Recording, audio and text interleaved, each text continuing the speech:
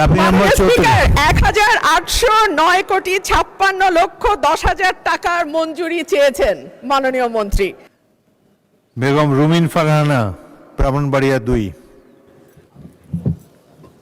মাননীয় স্পিকার, এখানে তো আমার বলার কথা ছিল না, যাই হোক বলি। মাননীয় স্পিকার, কোন ঠিক আছে, পরে আপনার চয়েস মতো একটা সুযোগ দেব। মাননীয় স্পিকার, পানি সম্পদ মন্ত্রণালয় নিয়ে কোথায় Okay. কথা হচ্ছে। জি, ধন্যবাদ। মাননীয় স্পিকার, আমাদের পানি সম্পদ মন্ত্রণালয়ের যিনি মাননীয় মন্ত্রী আছেন, মাননীয় জি। সদস্য, যখন আসবে আপনার টার্ন, যখন আসবে পানি সম্পদ মন্ত্রণালয়ের টার্ন যখন আসবে তখন বলবেন।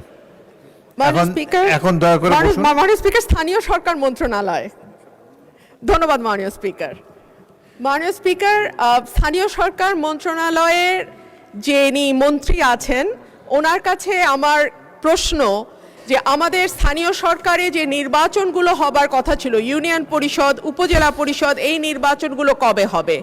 আমরা দেখেছি ইতিমধ্যেই প্রতিটি জেলায়, মাননীয় সদস্য, এক মিনিট জেলা এটা তো- পরিষদে। মাননীয় সদস্য, এখন তো প্রশ্নোত্তর পর্ব চলছে না।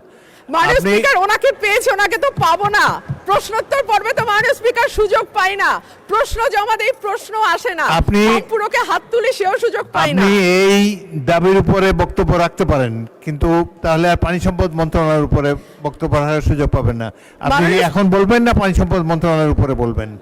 মাননীয় স্পিকার, এখনই বলি, আবার কখন সুযোগ পাই বলা তো যায় না। Please go ahead. আমরা জেলাগুলোতে দেখেছি জেলা প্রশাসক নিয়োগ করা হয়েছে আপনার সময় 3 মিনিট। এবং প্রতিটি জেলা প্রশাসকই দলীয়ভাবে মনোনীত। মাননীয় স্পিকার, আমরা তো গণতন্ত্রের জন্য 10 বছর ধরে লড়াই করেছি। মাননীয় সদস্য, আগে আপনার দাবিটা উত্থাপন করুন। মাননীয় স্পিকার, এখানে মন্ত্রণালয়ে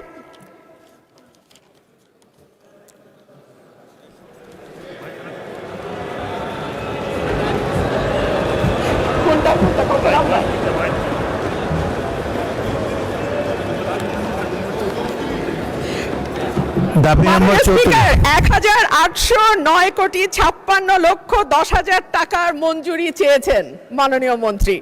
স্বাভাবিকভাবেই আমি প্রতীকী মূল্য 500 টাকা হ্রাসের একটি প্রস্তাব জানিয়েছি।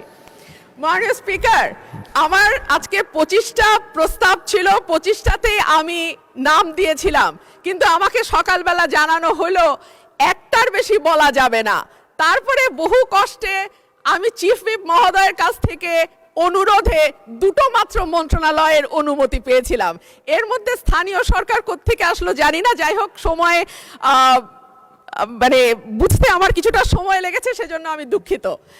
তো যে কথাটি বলছিলাম যে আমাদের জেলা প্রশাসক নিয়োগ দেওয়া হয়েছে এবং সেটাও দলীয় বিবেচনায়, অথচ এই গণতন্ত্রের জন্য 2014 থেকে আরম্ভ করে 2024 সাল পর্যন্ত নিরবচ্ছিন্নভাবে মাননীয় স্পিকার বাংলাদেশের মানুষ লড়াই করেছে, সংগ্রাম করেছে, কিন্তু এরপরে যখন আমরা দেখি যে স্থানীয় সরকার নির্বাচনগুলো এখন প্রায় 4 মাসের মতন হয়ে গেছে, সরকার গঠিত হয়েছে, এরপরেও কিন্তু আমরা এই ব্যাপারে কিছু জানতে পারি নাই। এবং আমাদের সংবিধান